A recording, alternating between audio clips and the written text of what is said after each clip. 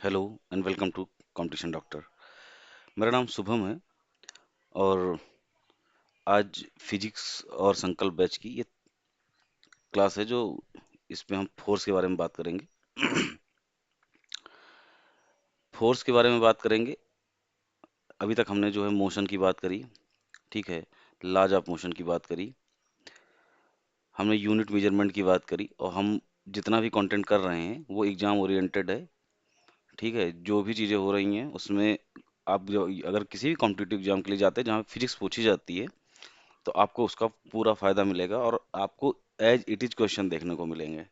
बहुत भारी भरकम कंटेंट लेके आना, बड़ी बड़ी बातें करना, हर अगर यही एग्जाम में आईआईटी जेई या नीट के लिए सेट अगर यही क्वेश्चन बन रहे होते फिजिक्स में तो हमें थोड़ा डीप जाके पढ़ने की आवश्यकता है। लेकिन जब आप कॉम्पिटिटिव एग्जाम के लिए जाते हैं, स्पेशली ये क्लास जो है रेलवेज के लिए डिजाइन की गई है और रेलवेज की क्लासेज में होता क्या है कि फिक्स पूछी जाती है, फैक्चुअल बात होती है और जो न्यूमेरिकल भी आते हैं वन लाइनर टाइप के ही आते हैं। तो जितना भी आपको आरआरबी ग्रुप डी के लिए स्पेशली कहें तो मोर देन इनफ है ये क्लास अगर आप इसको करते हैं। इसीलिए मैंने इसको छोटे छोटे पार्ट्स में डिवाइड किया है। फोर्स और न्यूटन की गति के तीनों नियम मैं एक ही क्लास में लेके आ सकता था, थोड़ा सा फोर्स बताया, न्यूटन के सारे गति के नियम बता दिए। लेकिन न्यूटन की गति के नियम में जिस भी अगर इनर्शिया का प्रयोग होता है कि इनर्शिया क्या है, इनर्शिया ही नहीं पता है तो तुम जड़त्व का नियम कैसे समझोगे, न्यूटन का नियम समझ में कैसे आएगा। इसलिए मैं एक क्लास डेडिकेटेड लेके आया हूँ। और एक बात और है, डायरेक्ट फोर्स से भी क्वेश्चन आ जाएगा, डायरेक्ट इनर्शिया से भी आ ही जाएगा, ठीक है ना। तो बात करते हैं फोर्स क्या है।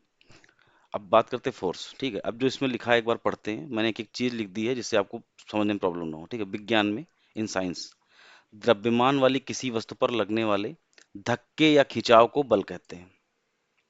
कोई भी वस्तु है, ठीक है, तो बल की डिफिनीशन हम लोग क्या पढ़ते थे? बल वह निकाय एवं धक्का है, कोई चीज धक्का है जो एक वस्तु को एक स्थान से दूसरे स्थान पर स्थानांतरित कर देता है या करने की क्षमता रखता है। बल क्या है? एक पावर है, एक फोर्स। क्या है? एक धक्का है जो अगर इस मान लीजिए इसका फोर्स एम है, इस पे लगा तो या तो इसको यहाँ से यहाँ पहुंचा देगा या करने की क्षमता रखता है, एक कोशिश करेंगे, ठीक है ना, तो वो फोर्स है, ठीक है। ये चीज इसमें लिखी हुई है। द्रव्यमान वाली किसी वस्तु पर लगने वाले या खिंचाव को धक्के या खिंचाव को बल कहते हैं, ठीक है, जिससे उसका वेग बदल जाता है। बल में परिमाण के साथ साथ दिशा भी होती है। अब धक्का अगर हम इधर से लगा रहे हैं तो कोई पिंड है तो ये इधर को आएगा ना, तो इसमें एक परिमाण तो के साथ साथ दिशा भी हो गई। तो अगर परिमाण के साथ कोई चीज में दिशा है तो क्या है? वो सदिश राशि है। तो बल एक सदिश राशि है, मैंने बता रखा है। और तब भी कहा था, आज भी कह रहे हैं, कोई भी चीज मिलती जाएगी अदिश सदिश सदिश है या अदिश है हम वही बताते जाएंगे, क्योंकि डायरेक्ट क्वेश्चन यहाँ से आते हैं कई बार, क्या बहुत बार आए हुए हैं, ठीक है ना।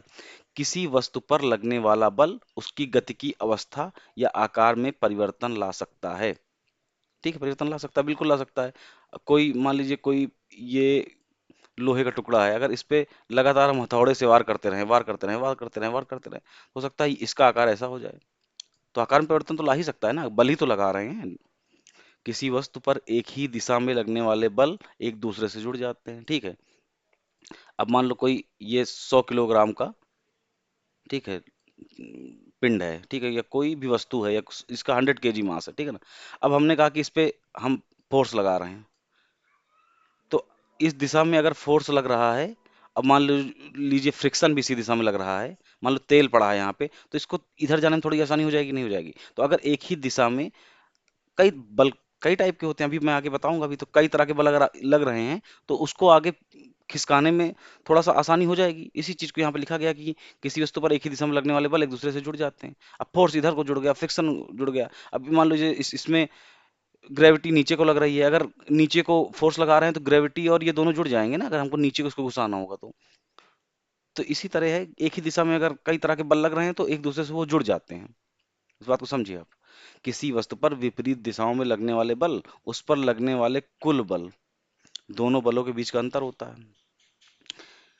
अब विपरीत दिशा में क्या, अगर इधर से F1 लग रहा है, इधर से F2 लग रहा है, ठीक है, सॉरी इसको हटा लेते हैं पहले ना, थोड़ा हटा लेते हैं साफ हो जाए तो आपको क्या समझ में आ पाएगा। ये ठीक है, इधर पे मान लो इधर से F1 लग रहा है, इधर से F2 लग रहा है, तो ये दोनों क्या होंगे, एक दूसरे के विपरीत होंगे ना।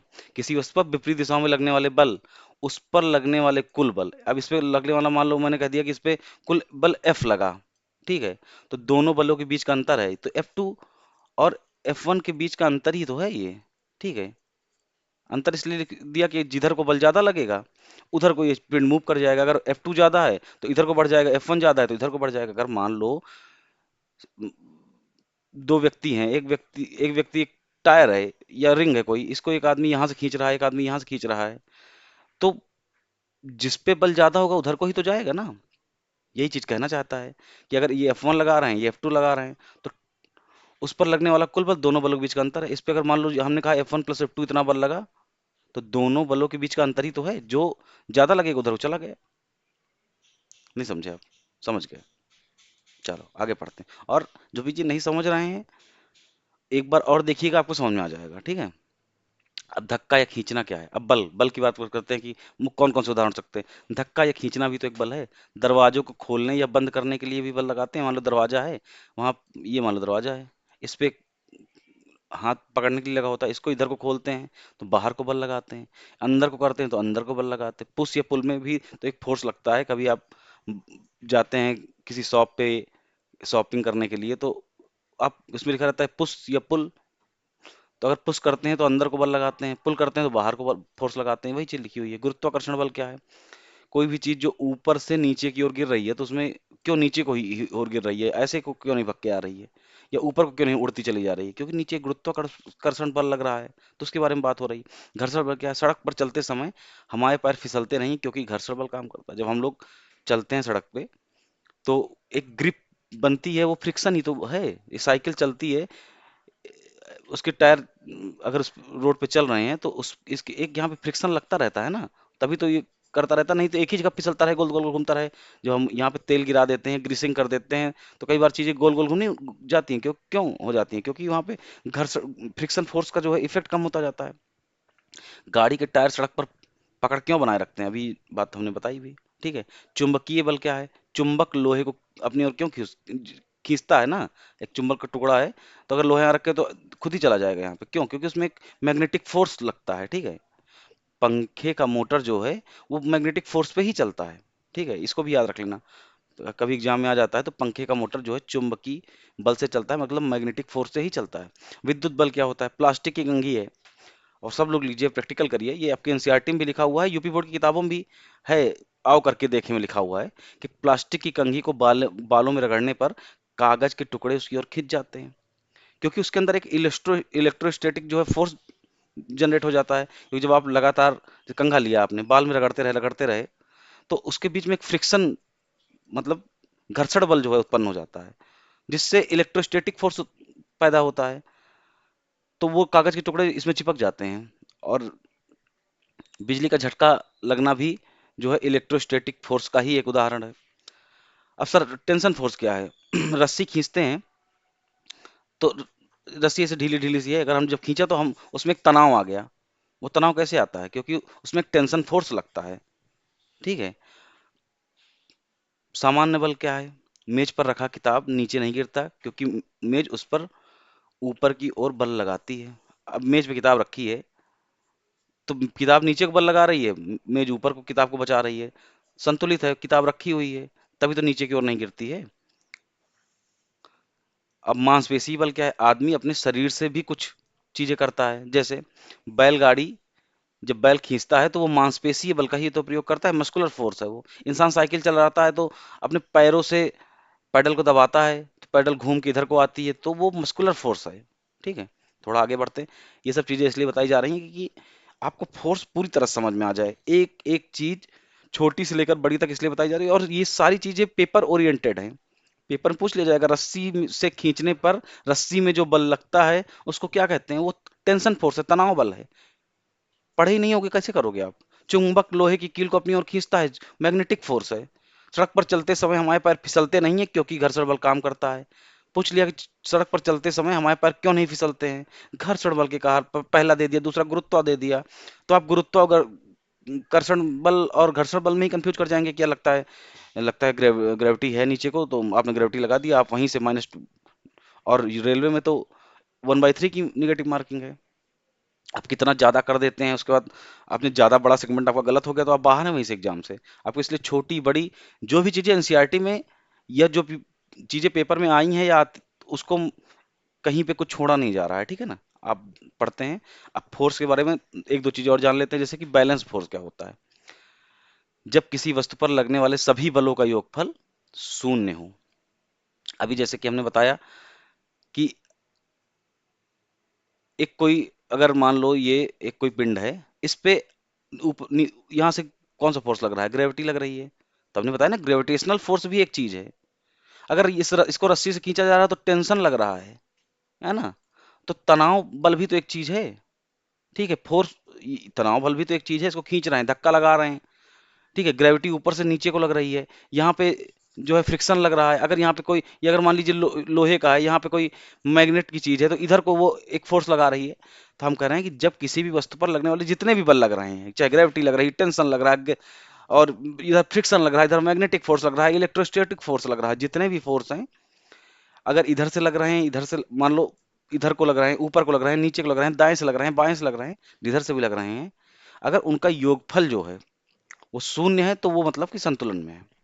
वस्तु की गति अवस्था में कोई परिवर्तन नहीं होगा, संतुलित रहेगा, तो मतलब खड़ा है, यहाँ पर रखा है, ठीक है। उसकी गति अवस्था में कोई परिवर्तन नहीं होगा। यदि वस्तु पहले से विश्राम में है तो विश्राम में ही रहेगी, क्योंकि कोई, अगर मान लो हमने एक मान लीजिए, मैं मान लेता हूँ ये कोई वस्तु है, ठीक है ना। हमने एक, सॉरी, हमने एक रस्सी ली, उसको यहाँ से, इस वस्तु को यहाँ से किसी खूंटी से बांध दिया, ठीक है, किसी जगह से बांध दिया, यहाँ से बांध दिया। तो मान लो इधर को फिसल रही है, तो इस पे तनाव बल लग रहा है, तनाव बल इस पे लग रहा है ना, लेकिन यहाँ पे फ्रिक्शन लग रहा है, यहाँ पे ग्रेविटी लग रही है। इन सबको मिला के अगर शून्य आ रहा है तो वो रुक जाएगी,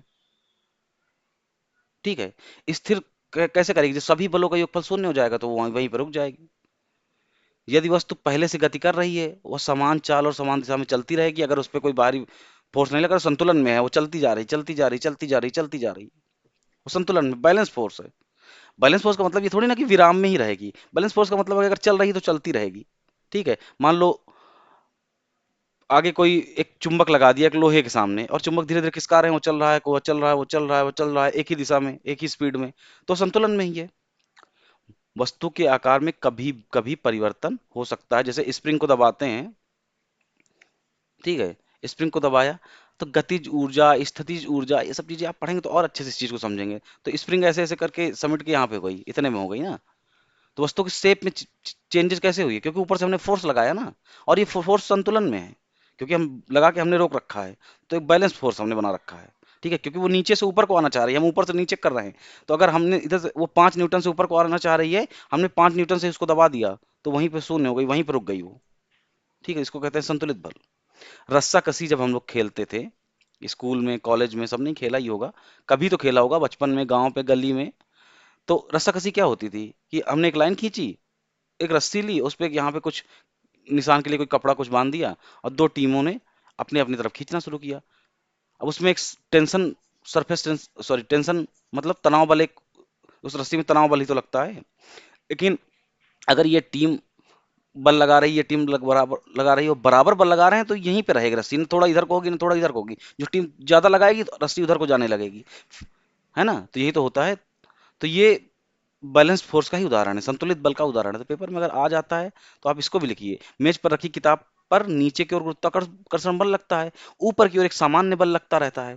तो किताब तभी तो रुकी है, नहीं तो नीचे को चली जाए। गुरुत्वाकर्षण बल ज्यादा हो जाए तो चीर के चली जाए किताब। अगर सामान्य बल कम हो और गुरुत्वाकर्षण बल का ज्यादा हो तो नीचे को चली जाए किताब। यदि कार, जैसे एक एग्जांपल हमने लिखा है, बहुत अच्छा एग्जांपल, इससे आपको समझ में भी आएगा। यदि कार पर आगे की ओर 50 न्यूटन लग रहा है, अब पीछे की ओर भी 50 न्यूटन लग रहा है, तो नेट बल जीरो है, तो गति में कोई परिवर्तन नहीं होगा।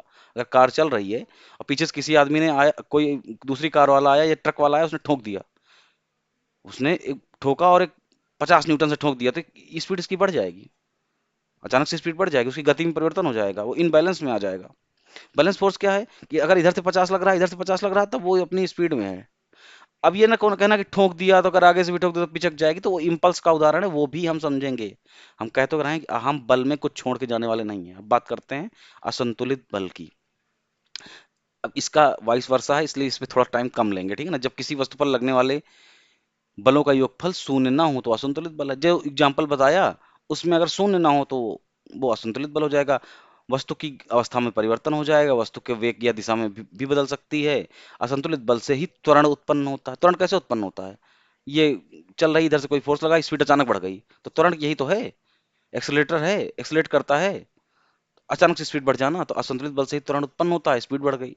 रस्सा कसी में एक टीम ज्यादा बल लगाती, उसी दिशा में खिंच जाती, अभी बताया असंतुलित बल। यदि कार, अभी बताया आपको, गेंद को मारा गया, बाहर से एक फोर्स लगा, असंतुलित हो गया, क्योंकि इधर से कोई फोर्स नहीं लगा ना कि बाल को वहीं पर रोक दे। साइकिल चलाते समय पैडल मारना भी असंतुलित बल का ही उदाहरण है। तो ठीक है, आगे बढ़ते हैं, जड़त्व समझते हैं थोड़ा सा। इनर्सिया क्या है? ये चीजें आपको इसलिए बताई जा रही हैं कि जो आगे आने वाले चैप्टर्स हैं उनमें इनके बारे में बात होगी। तो ये नहीं कि अभी मैंने कह दिया जड़त्व का नियम तो आपको जड़त्व ही नहीं पता है। इसलिए हमने स्पेशल एक क्लास बनाई है जिसमें फोर्स की सारी चीजें, फोर्स से रिलेटेड जैसे जड़त्व है, संवेग क्या है, आवेग क्या है, ये चीजें आपको बहुत अच्छे से समझ में आनी चाहिए। क्योंकि एग्जाम्पल से सीधे क्वेश्चन पेपर में देखे गए हैं और आ भी सकता है। जड़त्व के डिफिनीशन से क्वेश्चन आ गया कि जड़त्व किसी वस्तु की वह प्राकृतिक प्रवृत्ति है जिसके कारण वह अपनी वर्तमान अवस्था, मतलब जो प्रेजेंट कंडीशन है, को बनाए रखना चाहती है जब तक कि उस पर कोई बाहरी बल ना लगे। विश्राम में वस्तु सॉरी, थोड़ी तबीयत नहीं सही चल रही है। विश्राम में वस्तु विश्राम में रहना चाहती है। गति में वस्तु समान चाल और समान दिशा में चलना चाहती है। ये सारे उदाहरण इनर्सिया के हैं, जड़त्व के हैं। जड़त्व द्रव्यमान पर निर्भर करता है, जितना अधिक द्रव्यमान होगा उतना अधिक जड़त्व होगा। इस बात को समझिए। जड़त्व क्या है?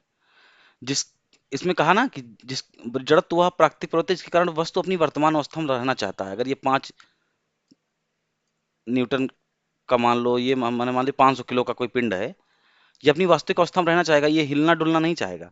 और जितना ज्यादा इसका द्रव्यमान होगा उसको गति में लाने में, या अगर विश्राम में है तो विश्राम में रहना, गति में है तो गति में रहना चाहती है ना। तो इसको इसके मतलब गति में लाने के लिए या विश्राम में रुके रहने के लिए इस ज्यादा जड़त्व की जरूरत होगी। ठीक है, जड़त्व द्रव्यमान पर निर्भर करता है ना। जितना ज्यादा द्रव्यमान होगा, जितना अधिक द्रव्यमान होगा उस उतना अधिक जड़त्व होगा। अगर 5,000 किलोग्राम का पिंड है तो उस पर ज्यादा फोर्स लगाना पड़ेगा, उसका जड़त्व अधिक है, वहीं पर रुका हुआ है। अगर 50 किलोग्राम का है तो उसका जड़त्व कम है, थोड़ा 50 किलोग्राम के लिए कम फोर्स से हम उसको, अगर मान लो विश्राम में है तो विश्राम में ही रहना चाहना ही उसका जड़त्व है ना, कि हम यहीं रहेंगे।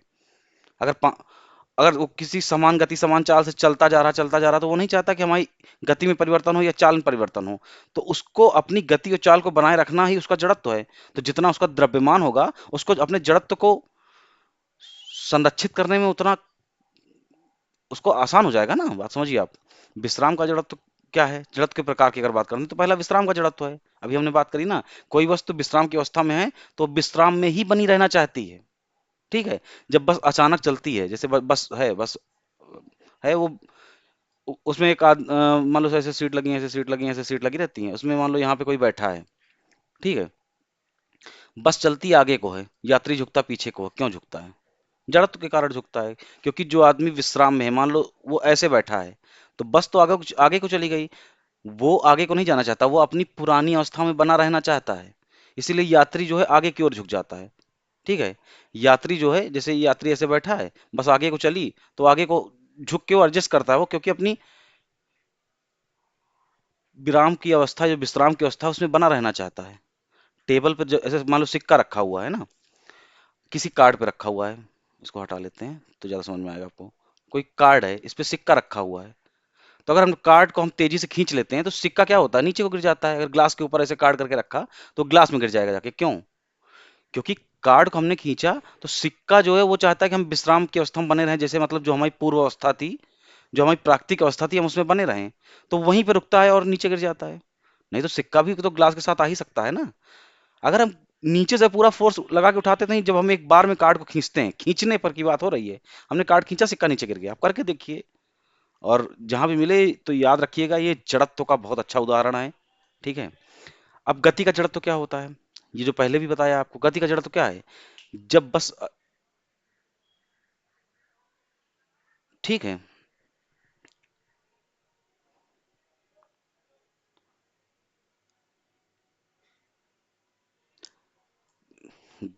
गति का जड़त्व क्या है?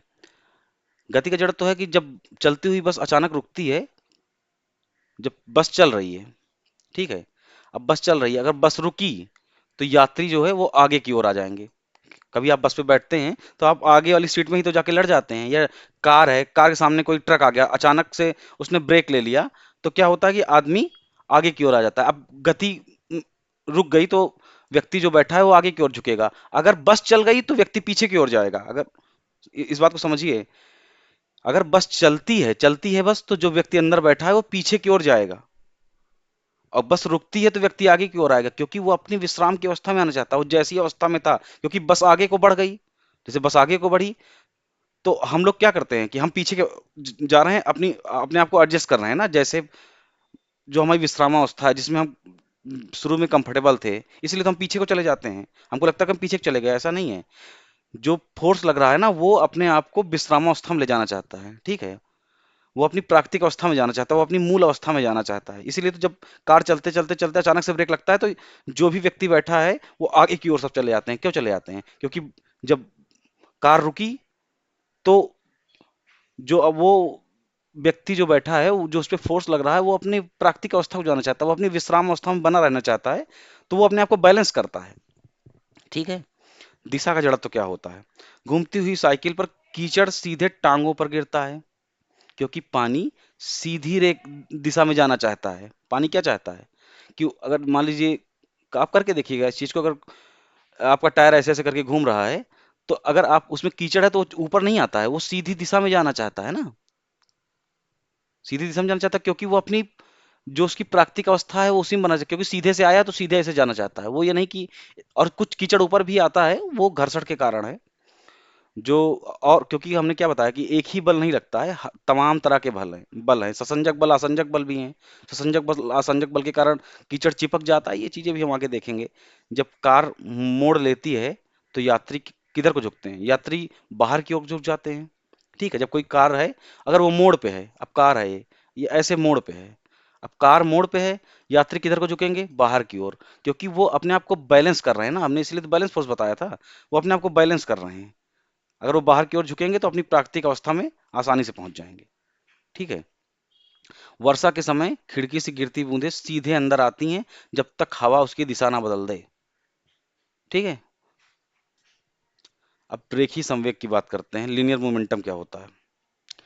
लीनियर मोमेंटम से क्वेश्चन सीधे फार्मूला पे आ जाएगा, p बराबर mv इसका फार्मूला होता है। इससे डायरेक्ट आपको न्यूमेरिकल वन लाइनर देखने को मिलेंगे। किसी वस्तु की गति और उसके द्रव्यमान के गुणनफल को कहते हैं।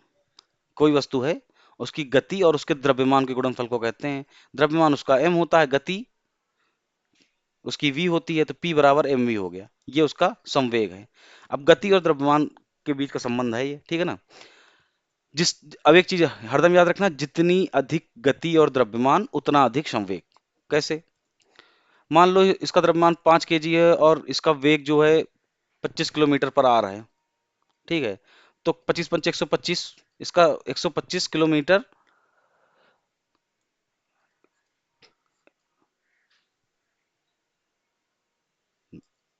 मास का क्या होगा? मास का किलोग्राम होगा ना, ये मीटर बटे सेकंड, किलोग्राम मीटर पर सेकंड, ठीक है।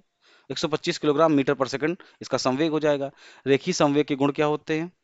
एक चीज हरदम याद रखना, पांच, ये तो बहुत इंपॉर्टेंट है कि ये एक वेक्टर क्वांटिटी है, ये सदिश चीज है, क्योंकि इसमें वेग लगा है और वेग की दिशा होती है, तो ये एक सदिश राशि है। दिशा जो वस्तु की जो वस्तु का जो वेग होगा उधर ही इसकी दिशा होगी। तो पेपर में डायरेक्ट पूछा गया है, कई बार पूछा गया है कि लीनियर मोमेंटम तो वेक्टर राशि है, सदिश राशि है, ठीक है ना। अब चलते हैं आगे। अब मैंने बोला ना, वन लाइनर एग्जाम्पल, मतलब इसकी जो है न्यूमेरिकल एग्जाम में पूछे जाते हैं। जैसे इसमें दिया हुआ है कि द्रव्यमान 1000 किलोग्राम वाली गाड़ी 10 मीटर पर सेकंड की चाल से चल रही है। अब क्या है, द्रव्यमान क्या है? एम दिया हुआ है। 10 मीटर पर सेकंड की चाल मतलब वेग है। वेग और चाल में हमने क्या अंतर बताया था? अगर वो सीधा चल रहा है तो वेग ही है, चाल और वेग फिर समान ही है। तो इसका वेग 10 मीटर पर सेकंड है। हमने फार्मूला क्या पढ़ा था? पी बराबर एम और वी पढ़ा था। सीधे मल्टीप्लाई कर देते हैं, 1000 किलोग्राम मीटर पर सेकंड, इसकी यूनिट्स भी मल्टीप्लाई हो जाएंगी। क्रिकेट बॉल और बल्लेबाज की बात करते हैं। क्रिकेट की बॉल है, उसका द्रव्यमान 0.16 किलोग्राम है। और गति इसकी 40 मीटर पर सेकंड है। तो किस मोमेंटम से उसको वो हिट करेगा अगर कोई बैट्समैन, तो कैसे करेंगे? इसका एम दिया हुआ है, इसका वी दिया हुआ है, हमने इसको मल्टीप्लाई करा तो हमें पता चल गया 6.40 किलोग्राम मीटर पर सेकंड इसका मोमेंटम होगा, इसका संवेग होगा। जब बल्लेबाज उसे हिट करता है तो क्या होता है, संवेग बदल जाता है। अब बल किस दिशा में लग रहा है, गति उसी दिशा में बदलेगी। ठीक है, अगर बॉल है इधर, इधर से बैट्समैन ने हिट किया तो इधर को इसकी गति होगी, याद रखना, इधर को इसका संवेग लगेगा। ठीक है, अब एक और एग्जांपल ले लेते हैं। यदि ट्रेन 50 मीटर पर सेकंड की चाल से चल रही है, कोई ट्रेन है, कोई स्टेशन पे चल रही है, किसी स्टेशनरी वस्तु टकराती है, मतलब जो स्थिर चीज है उससे टकराती है, तो टकराने के समय कुल संवेग बदल जाता है, P बराबर mv चेंज हो जाएगा।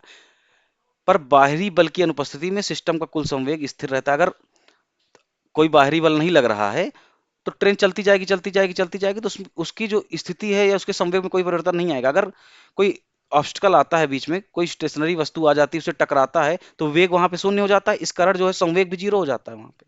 ये बताने की कोशिश की जा रही है। अब संवेग संरक्षण के भी नियम है, कंजर्वेशन ऑफ मोमेंटम के लॉज हैं अपने, ठीक है ना। यदि किसी बंद सिस्टम में, कोई आइसोलेटेड सिस्टम है, कोई बाहरी बल नहीं लगता है उसमें, तो टकराने से पहले और बाद में कुल संवेग समान ही रहता है उसमें। ठीक है, अब जैसे एग्जांपल लेते हैं, उससे समझने की कोशिश भी करते हैं। ठीक है, जैसे दो टकराती हुई कार हैं। एक कार है, वो 5 टन का उसका मास है और 20 मीटर पर सेकंड उसका वेग है, और दूसरी है उसका 3 टन का मास है और उसकी उसका उसका उसकी कोई चाल ही नहीं है, मतलब वो स्थिर है। तो टकराने के बाद भी यदि कोई बाहरी बल नहीं लगेगा तो कुल संवेग और पहले के संवेग के बराबर ही होगा। अच्छा, हमने कहा कि कुल संवेग कितना होगा, तो हमने इसको मान लिया P1, तो हमने कहा P1 बराबर M1 इंटू V1। ठीक है, अब P1 निकालेंगे कैसे? M1 कितना है, 5 टन है, और V1 कितना है, 20 मीटर पर सेकंड है। तो हमने कहा भैया ये कोई 20 पंचे 100 हो गया। अभी न्यूमेरिकल वैल्यू बात करते हैं, यूनिट की बात बाद में करेंगे, ठीक है ना। अब अगर हम B की बात करें तो P2 हो गया M2 इंटू V2। चूंकि V2 जीरो है तो M2 कुछ भी होगा, तो P2 मतलब दूसरे का संवेग जीरो ही होगा। और कहा नीचे क्या कहा जा रहा है, टकराने के बाद भी यदि कोई बाहरी बल ना लगे, अगर इसमें कोई बाहरी बल चूंकि लग नहीं रहा है, तो कुल संवेग कितना होगा, 100 प्लस जीरो 100 ही होगा, और पहले के संवेग के बराबर होगा, तो पहला संवेग 100 है। यही बात कहना चाह रहा है। अगर कोई स्टेशनरी चीज में लग रहा है जाके, कोई स्थिर चीज में लग रहा है जाके, तो संवेग संरक्षण का नियम क्या कहता है कि भाई अगर लग रहा है तो उसका कोई वेग नहीं है तो वो शून्य होगा। तो जो पहले का मोमेंटम होगा, जैसे A1 का है या A का है, उसका जो मोमेंटम होगा, जो उसका संवेग होगा, और जो बी का संवेग होगा, उन दोनों को जोड़ेंगे तो पहले के संवेग के बराबर ही हो तो होगा। इससे एक फार्मूला निकल के आता है, लिखना चाहो तो लिख लेते हैं। M1 V1 बराबर M2 V2। ठीक है, एक फार्मूला ये निकल के आता है, और दूसरा फार्मूला जो निकल के आता है वो एक ये निकल के आता है इसके हिसाब से कि कुल संवेग, हमने कहा कुल संवेग भाई हमारा कोई M और V है, P बराबर MV है, इसके बराबर होगा, तो एक ये भी फार्मूला निकल के आता है। हालांकि इतना डीप आपको जाने की जरूरत है नहीं, आपको M1 V1 बराबर M2 V2 याद रख लेना है।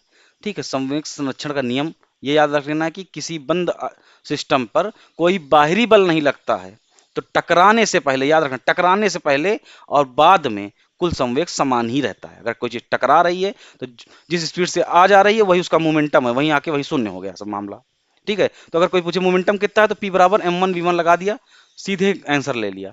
ठीक है, अब संवेग बराबर हमने बताया कि मास इनटू वेलोसिटी होता है। और एक बात जो कि बहुत महत्वपूर्ण है, और मैंने आपसे वादा भी किया था कुछ भी छूटेगा नहीं, ये भी एक वेक्टर राशि है। क्योंकि भैया टकराना है तो आपको दिशा बताना ही पड़ेगा कि कार किधर से आ रही है, किधर को जा रही है, किधर टकरा रही है ना, ये तो आपको दिशा बताना ही पड़ेगा। तो इसमें दिशा महत्वपूर्ण है, और जिस चीज में दिशा महत्वपूर्ण है वो एक वेक्टर राशि है, वो एक सदिश राशि है। कंजर्वेशन ऑफ मोमेंटम में कुल संवेग हमेशा सामान्य होता है। कुल संवेग अगर बात करेंगे तो वो हमेशा समान होगा। जिस स्पीड से गाड़ी आई, अगर इसका कोई वेग नहीं, स्टेशनरी है, तो उसका कोई संवेग भी नहीं है, इसलिए कुल कुल संवेग जो होगा वो हरदम समान होगा पहले वाले के। ठीक है, जो पहले का संवेग है, क्योंकि संवेग संरक्षण का नियम लगेगा तभी ना, जब दो चीजें होंगी, एक आइसोलेटेड सिस्टम होगा, जो भी मैंने ऊपर बात करी। सॉरी। ठीक है, अब बात करते हैं इम्पल्स की। बहुत छोटा टॉपिक है, इसमें बहुत डीप जाने की जरूरत नहीं है, बस आप इसकी डिफिनीशन देख लीजिए, और इसका ये जो यहाँ पे एक फार्मूला दिया हुआ है, इसको जरूर देख लीजिए और छोटा मोटा एग्जाम्पल से कोशिश करेंगे, आप समझ जाएंगे तो ठीक है। बाकी अभी जब हम न्यूटन के तीनों गतियों के नियम की बात करेंगे, न्यूटन की गति के नियम है कुछ, उन्हें एक दो और तीन, मतलब तीन नियम दिए। अगला जो वीडियो होगा डेडिकेटेड उसी पे ही होगा, क्योंकि न्यूटन की गति के नियम रेलवेज के फेवरेट रहे हैं, तो मैंने सोचा कि उसको जल्दी से न निपटा के बहुत सारे एग्जाम्पल, थियरी और उससे जितने भी क्वेश्चन बनते हैं वो सब कराए जाएं, क्योंकि ये जैसे ही हम फिजिक्स खत्म करेंगे उसके बाद जब क्वेश्चन आंसर सीरीज चलेगी जिसमें प्रीवियस ईयर क्वेश्चन को लेके आने की सोच रहे हैं हम लोग, जब ये चीजें कर रहे होंगे तो आप खुद ही देखेंगे हाँ भाई न्यूटन के आया आघात से कोई सिंपल सी चीज आई, या संवेग से कुछ पूछा गया, या बल से पूछा गया, इम्बैलेंस फोर्स क्या है, सॉरी समान बल क्या है, असमान बल क्या है, क्यों बताया गया, ये चीजें क्यों छोटी छोटी चीजों पे ध्यान दिया गया। तो ये चीजें तब समझ में आएगी जब आप इससे आते हुए क्वेश्चन देखेंगे और आप कर पा रहे होंगे, ठीक है ना। अब चलते हैं आघात के बारे में थोड़ी सी बात करते हैं। आघात क्या है? आघात वह बल है जो किसी वस्तु पर निश्चित समय के लिए लगाया जाता है। अब निश्चित समय के लिए लगाया जाता है जिससे वस्तु की गति या संवेग में परिवर्तन आ जाता है। अब याद रखना एक चीज, आघात इंपल्स है, ठीक है। अब इसमें क्या है, निश्चित समय के लिए लगाया जाता है, एक चीज दी हुई है। अब निश्चित समय क्या, एक बॉल है, ठीक है, ये ऐसे स्टेशनरी रखी हुई है। अगर इसका कुछ मास होगा, कुछ वेग से ये रोल कर रही, जा रही जा रही जा रही जा रही जा रही, अचानक से कोई एक्सटर्नल फोर्स हमने लगाया, कोई बाहरी फोर्स है, मैंने पैर से हिट किया तो एक फोर्स लगाया इस पे और अचानक से इसकी स्पीड बढ़ गई, तो जो एक निश्चित समय के लिए अचानक से एक फोर्स आया और हट गया, वही जो है इम्पल्स है। ठीक है, इम्पल्स क्या है कि जैसे बाल दो, हॉकी खेलते हैं, हॉकी खेला मैंने, कोई ए मान लो खिलाड़ी है, ठीक है, एक खिलाड़ी ने बी को पास पास करी बॉल, तो एक ने पास करी तो ऐसे रोल करते करते करते करते करते बॉल बी के पास गई। बी ने उसी गति से, जो जिस गति से बॉल आ रही थी उसी गति में एक हाथ उठाई और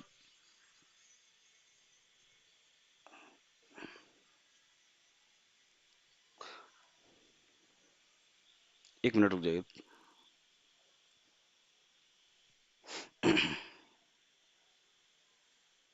कहाँ थे हम लोग? आघात पे थे, सॉरी। ठीक है, तो हमने, मैं क्या बता रहा था कि अगर ए खिलाड़ी है और बी और सी, तीन खिलाड़ी हैं, एग्जाम्पल के लिए मान लेते हैं, सी गोल पोस्ट है, यहाँ पे गोल होना है, यहाँ की में जो भी होता है, यहाँ पे ए ने बॉल दी, बॉल रोल करते करते करते करते करते करते बी के पास गई। उसी मान लो ये कुछ इस इसका वेग कुछ है, कुछ इसका मास होगा बॉल का, जिस मोमेंटम से बॉल जा रही इधर को, अचानक से बी खिलाड़ी ने अपनी हॉकी से इसको एक मोमेंट के लिए ठप से मारा, ठीक है। तो क्या हुआ, एक फोर्स एग्जर्ट हुआ ना, इस पे एक फोर्स लगा और अचानक से इस बॉल की स्पीड बढ़ गई ना, जो अचानक से बढ़ गई ना, वो इम्पल्स जो है, जो एक निश्चित समय के लिए एक फोर्स लगा और जो इसकी गति में परिवर्तन हुआ, वही आघात है, वही इम्पल्स है। कभी बात करते हैं हम लोग कहते नहीं है कि ये बड़ा इम्पल्सिव डिसीजन था, मतलब अचानक लिया गया, तुरंत ले लिया, एक निश्चित समय के लिए लिया, उसके बाद नहीं समझ में आया। तो ये इम्पल्स के ऐसे ही समझिए। अभी और एग्जाम्पल बताते हैं जिससे आपको और क्लियर हो जाएगी बातें, और ये बात हरदम याद रखना है कि किसी वस्तु पर लगाया गया बल और कितने समय के लिए लगाया गया, ये बहुत जरूरी है। इसीलिए इसका फॉर्मूला बनता है जे बराबर एफ इंटू डेल्टा टी। किसी वस्तु पर लगाया गया बल तो हमें पता है, जानना ही है, और साथ में कितने समय के लिए लगाया, इसमें समय की भी बात होती है इम्पल्स में, याद रखना। क्योंकि अभी हम जब संवेग की बात कर रहे थे, या तो उसमें संवेग क्या था, एम और वी की बात, मास और वेग की ही बात होती थी, लेकिन इसमें फोर्स के साथ टाइम की बात हो रही है, ठीक है। तो ये इम्पल्स है। अब आगे एक एग्जांपल लेते हैं कुछ, जैसे क्रिकेट बॉल और बैट वाला, कि जब बल्लेबाज बॉल को मारता है तो बैट बॉल पर बल लगाता है, बैट क्या करता है, बॉल पे बल लगाता है, कुछ तो कुछ सेकंड के लिए तो लगाता है, कि पूरा टाइम बैट बॉल से चिपका तो रहता नहीं है, इस बात को समझिए ना। तो उसके कारण क्या होता है, बॉल की गति स्पीड अचानक से बढ़ जाती, छक्का चला जाता है, कैसे चला जाता है, यही इम्पल्स फोर्स ही तो है, ये फोर्स, ये इम्पल्स ही तो है। अब फुटबॉल खेलना उसी का उदाहरण है, सड़क पर ब्रेक लगाना, अचानक ब्रेक लगाया, एक कोई बल लगाया टी टाइम के लिए, एक टाइम के लिए, तो क्या हुआ, अचानक से कई बार चीजें नहीं रुक जाती हैं, तो वो इम्पल्स है, अचानक से ब्रेक लगा दिया, इम्पल्स डिसीजन ही तो है वो, ऐसे समझो। बैडमिंटन या टेनिस, टेबल टेनिस वही कि अगर रॉकेट आ रही है तो हमने उस पर मारा, तो एक फोर्स लगाया उस पर, तो उससे स्पीड बढ़ गई उसकी, तो इम्पल्स है वो, ठीक है। वही जो है इम्पल्स है, जिसको हिंदी में कहते हैं आघात हम, ठीक है। इसका फॉर्मूला हमें याद रखना है, फोर्स इंटू टाइम, और यूनिट तो पता ही है, फोर्स की यूनिट न्यूटन, टाइम की यूनिट सेकंड, न्यूटन सेकंड इसकी यूनिट हो गई। आज के लिए इतना ही रखते हैं, ठीक है ना। और इसके बाद हम न्यूटन के तीनों नियम करा देंगे, तो आपका लगभग ये वाला टॉपिक भी कंप्लीट हो जाएगा। आपका जो है हमने मोशन कंप्लीट करा दिया है, यूनिट मेजरमेंट कंप्लीट करा दिया है, और जो भी टॉपिक आगे मिल रहे हैं वहाँ पे तुरंत ही की तुरंत हम यूनिट की बात भी कर रहे हैं। हम जो है ये भी बता रहे हैं कि ये वेक्टर है कि स्केलर है, मतलब ये दिशा सदिश है या आदिश है, ये भी हम बता रहे हैं। और कोशिश यही है कि आपको तक हर वो चीज़ पहुंचाई जाए जो आपके एग्जाम के लिए बहुत जरूरी है ना। तो बस लगे रहिए आप लोग, तैयारी करते रहिए। कोर्ट के डिसीजन पे या किसी चीज़ों से हम मानते हैं कि प्रभाव पड़ता है, आप लेकिन आपने मान के चलना है कि देखो एग्जाम तो होगा ही, आज नहीं होगा कल होगा। और उच्च न्यायालय या सुप्रीम कोर्ट जो कहता है वो तो मानना ही पड़ेगा सबको, बट ये है कि आप ये मान चलिए ऐसा कोई निर्णय नहीं आएगा जिससे आपको परेशानी का सामना करना पड़े। तो आप लगे रहिए, अचानक एग्जाम डेट आएगी। अभी आपने एनटीपीसी ग्रेजुएशन लेवल का रिजल्ट देखा है, अचानक से रिजल्ट आएगा, आप अच्छा नहीं कर पाएंगे तो चीज़ें आपके हाथ से निकल चुकी होंगी। इसलिए आप धीरे धीरे अपनी पढ़ाई में एक निरंतरता रखिए, आप लगातार पढ़ते रहिए, पढ़ना जरूरी है, ठीक है। साथ ही के साथ आप सब्सक्राइब करिए इसको, लाइक करिए और कमेंट जरूर करिए, ठीक है ना। और हर उस व्यक्ति तक पहुंचाइए जिसको लगता है आपको कि इस, और जो भी लोग कॉम्पिटिटिव एग्जाम के लिए तैयारी करते हैं जहाँ पे फिजिक्स आता है, फिजिक्स आता ही है लगभग हर एग्जाम में, सामान्य विज्ञान के नाम पे फिजिक्स से एक दो क्वेश्चन पूछ ही लिया जाता है। तो आप हमसे जुड़िए, आपका जो भी एक दो क्वेश्चन है, क्योंकि पेपर में तो एक नंबर आधा नंबर सवा नंबर भैया बहुत होता है, ठीक है। तो आप हमसे जुड़िए, अच्छे की तरफ ही जाएंगे। और 2026-25 लास्ट है ये, 26 में आपकी नौकरी हो जाएगी। आप जुड़े रहिए हमारे साथ। Thank you.